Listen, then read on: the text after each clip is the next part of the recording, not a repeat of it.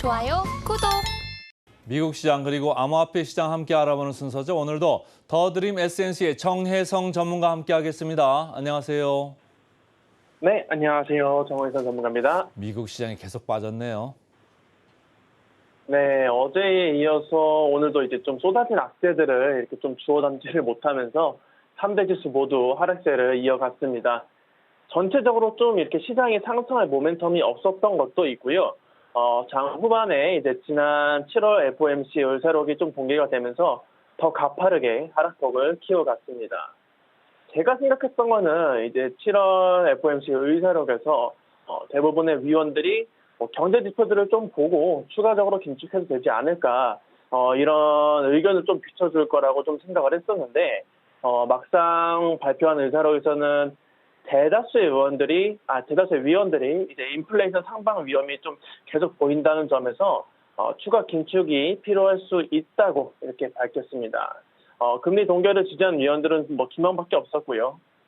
그나마 좀 다행인 점은 최근까지 이제 주요 경제 지표들이 전반적으로 좀 잘 나왔다는 점, 그리고 시장도 이런 고지락세에 대한 기대감이 점점 커지고 있다는 점, 그리고 페드도 이렇게 긴축에 대한 얘기는 하지만은 앞으로 나오는 지표들을 더 지켜봐야 한다면서 모든 가능성을 좀 열어뒀다는 점에서는 살짝 안도할 수 있는 상황이지 않을까 이렇게 생각을 하고 있습니다. 자, 그리고 결정적으로 이렇게 긴축에 대한 얘기가 좀 나와도 연말까지 금리 인상 전망치가 여전히 5.5%를 가리키는 걸 보면은 금리 인상에 대한 걱정을 제가 봤을 땐 크게 하지 않아도 되지 않을까 이렇게 판단을 하고 있습니다. 자, 문제는 중국인데 중국의 이런 경제 흐름이 지금 미국과는 완전히 반대되는 이런 모습을 보이고 있습니다. 지금 중국 같은 경우에는 소비, 그리고 생산, 고용 지표들이 모두 지금 시장 예상치를 좀 밑돌았고, 청년 실업률 같은 경우에는 좀 너무 심각하다 보니까 이제 매월 발표하던 거를 아예 비공개로 전환하기도 했습니다. 자, 뿐만 아니라 작년 홍다 사태에 이어가지고 이번에는 최대 부동산 개발 업체 중 하나인 비고이 위안이 디폴트 가능성을 좀 시사를 하면서 전 세계 경제에 지금 위협을 주고 있습니다. 비고이 위안은 이제 디폴트를 만약에 선언하게 된다면은 채권을 가지고 있는 블랙록이나 피델리티, JP 모건, 그리고 독일의 알리안츠까지 총 2조가 넘는 큰 피해를 입을 것으로 좀 분석이 되고 있고요. 아무래도 이런 악재들이 지금 수면 위로 계속 올라오다 보니까 투자자들의 불안도 점점 커지는 것으로 보입니다. 제가 간만에 CNN 이제 공포 탐욕 지수를 가져와 봤는데, 제가 마지막으로 이 지표를 보여드렸을 때가 이제 극단적 탐욕 구간에서 왔다 갔다 했을 때였거든요. 근데 지금 좀 단기간에 이제 중립 상태까지 내려온 걸 보면은 그만큼 지금 사람들의 심리가 좀 많이 불안하다고 볼 수가 있겠죠. 단기간에 이렇게 내려온 걸 보면은 시장이 상승하려면 이런 추심도 좀 어느 정도 받쳐줘야 되는데, 지금은 중국의 이런 경제 위기나 미국의 신용등급 강등 이슈 같은 이런 악재들 때문에 오히려 이런 투자자들의 불안감을 좀 더 키우고 있는 상황이라 말씀드릴 수가 있겠습니다. 자, 그리고 지금 최근 곡물 가격들이 좀 많이 올라왔잖아요. 러시아와 우크라이나의 이제 흑해 곡물 협정이 이제 종료가 되면서 지금 우크라이나가 이제 곡물 수출 우회로를 계속 찾고 있었는데, 러시아가 어제 또 이런 움직임을 막는 모습을 보여줬었죠. 러시아가 우크라이나의 주요 식량 수출 통로인 이런 다뉴브 강변의 레니 항구를 러시아가 무인기 드론으로 공격을 했다고 합니다. 여기서 사상자는 없었다고는 하지만 곡물 저장고가 좀 공격을 받아서 파괴가 됐고, 앞으로도 이런 러시아가 곡물 수출을 막기 위한 전술들을 펼쳐가면서 주요 곡물들에 대한 이런 가격 상승을 부추기지 않을까, 인플레이션에 대한 상방 압력을 좀 더 키워주지 않을까 이렇게 전망을 하고 있습니다.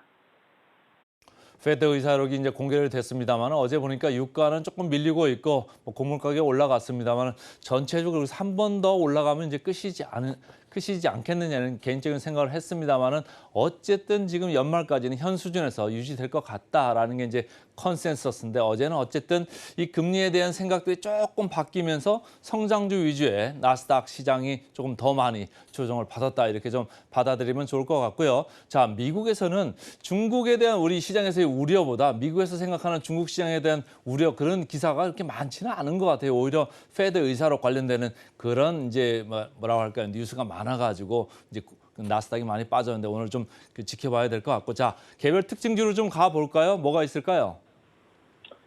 우선 제가 애플을 가져왔는데 애플이 이제 다음 달 아이폰 15 시리즈를 이제 공개를 하거든요. 이 아이폰 15 시리즈를 이제는 인도에서도 좀 생산을 본격적으로 하기 시작했다고 말씀드리고 싶습니다. 애플은 원래 인도에서 같은 경우에는 저가형 모델이나 이제 구형 모델들을 좀 생산해 왔었는데 이번에 인도에서 아이폰 15 시리즈를 본격적으로 좀 생산을 하면서 중국에서의 이런 제품 생산 의존도를 점점 줄이고 있다라고 볼 수가 있겠고요. 실제로 지난 3월 말 기준으로 해가지고 인도에서 생산되는 아이폰이 7%까지 늘어났다고 합니다. 뭐 또 최근 인도뿐만 아니라 이런 베트남 같은 다른 아시아 국가에서도 애플 협력 업체들에게 좀 더 생산을 더 늘려달라는 이런 입장을 했다고도 하고요. 뭐 여기에는 지금 미국과 중국이 관계가 점점 안 좋아지고 있는 점과 뭐 팬데믹 당시에 제로 코로나 정책으로 중국 내 협력 업체들이 생산 안정성이 좀 많이 떨어졌기 때문에 이런 움직임을 보여줬다라고 볼 수가 있겠고 확실히 애플 입장에서는 이제 중국뿐만 아니라 다른 국가들에서 생산 능력을 조금 더 확대를 한다면은 여러 리스크에 대한 대비책을 세우기가 용이할 것 같습니다.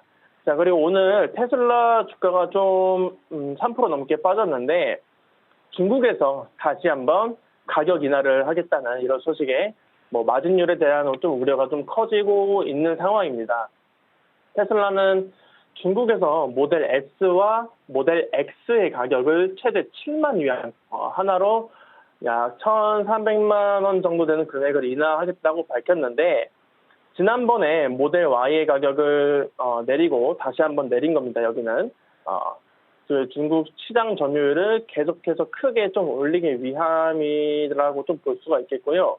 여기에다가 지금 NACS 방식의 이런 전기차 충전기도 그렇고 뭐 이렇게 가격을 인하하는 정책들도 그렇고 보면은 전기차 시장을 계속해서 독점하려는 행보를 테슬라가 보이고 있다라고 볼 수가 있겠습니다. 다만 이번에는 이제 가격이 좀 너무 많이 인하를 해가지고 마진율에 타격을 줄 거라는 우려가 좀 부각이 됐고 따라서 오늘 주가가 좀 급락했다고 볼 수가 있겠습니다. 자, 그리고 인텔의 타오 세미컨덕터 인수가 좀 불발이 되면서 오늘 타오 세미컨덕터 주가가 10% 넘게 급락을 했었습니다. 작년 2월에 이제 인텔은 7조 2천억 원의 타오 세미컨덕터를 인수하기로 밝혔었는데 유독 또 중국에서 반독점 규제 승인이 떨어지지 않아가지고 결국 합병 계약 종료를 오늘 선언을 했습니다.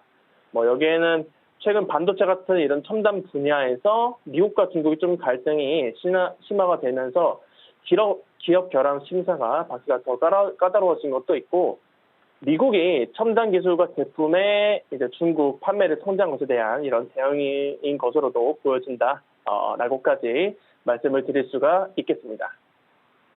자, 오늘 세 가지 특징주를 정리해 주셨는데 애플 그리고 테슬라, 인텔 인수 철회 이건 모든 게 미국하고 중국하고 서로 연관된 이런 뉴스이기 때문에 우리가 참 그 중간에서 참 힘들다 이런 생각을 좀 해보고요. 테슬라 특히 이렇게 가격 인하까지 하고 주가가 많이 내려가는 국면에서는 우리나라 2차 전지주에 대한 또 주가 영향도 좀 있겠다 이렇게 좀 생각을 해보겠습니다. 자, 그다음 암호화폐로 좀 넘어가 볼까요? 시장 어땠습니까?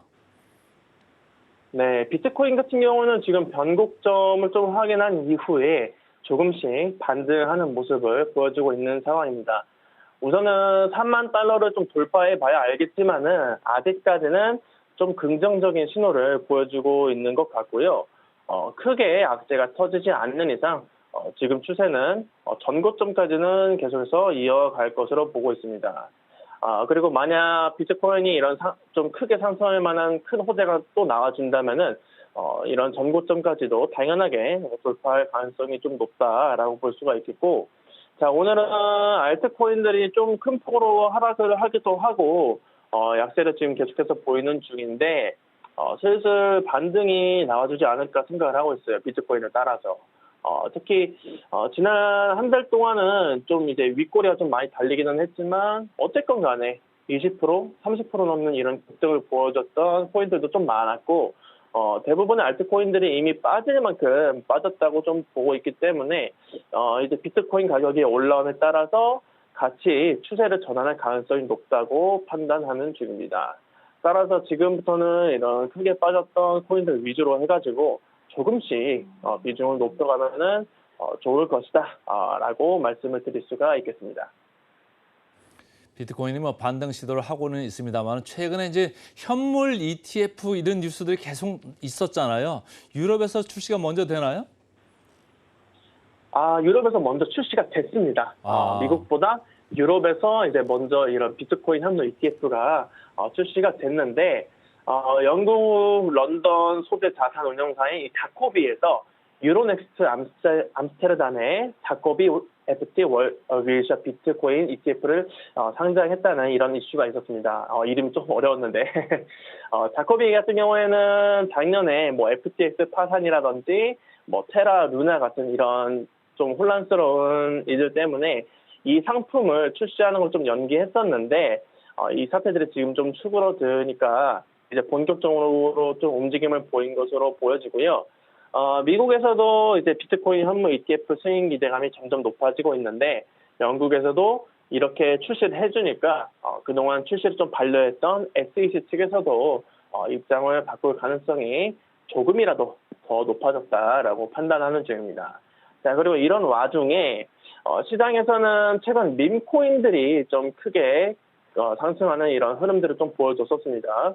뭐 비트코인이 횡보를 하면서 움직임이 둔했던 것도 있고, 뭐 테마성 재료를 좀 이용해서 이 수익을 거두려는 이런 세력들이 좀 많아졌기 때문이다라고 좀 판단이 되는데, 국내 주식시장에서는 지금 초전도체 이슈가 지금 상당히 좀 많은 관심을 받고 있잖아요. 이런 점을 좀 이용을 해가지고 지금 초전도체 관련 밈코인 LK99까지 등장했다고 합니다. 현재 바이낸스나 이제 업비트 같은 이런 중앙화된 거래소에는 상장되어 있지 않지만은 개인 간 거래를 할 수 있는 이런 탈중앙화 거래소 몇 곳에서 이 LK99라는 코인이 거래가 이뤄지고 있는 중이고요. 이런 밈코인 같은 경우는 화제성이 좀 소멸이 되면은 가격이 진짜 말도 안 되게 좀 큰 폭으로 좀 하락하거나 뭐 흔히 말하는 먹튀를 좀 당할 수도 있으니까 조심해야 된다, 유의하셔야 된다라는 말씀까지 전달해 드리도록 하겠습니다. 초전도체 이야기가 잘 들었습니다. 고맙습니다.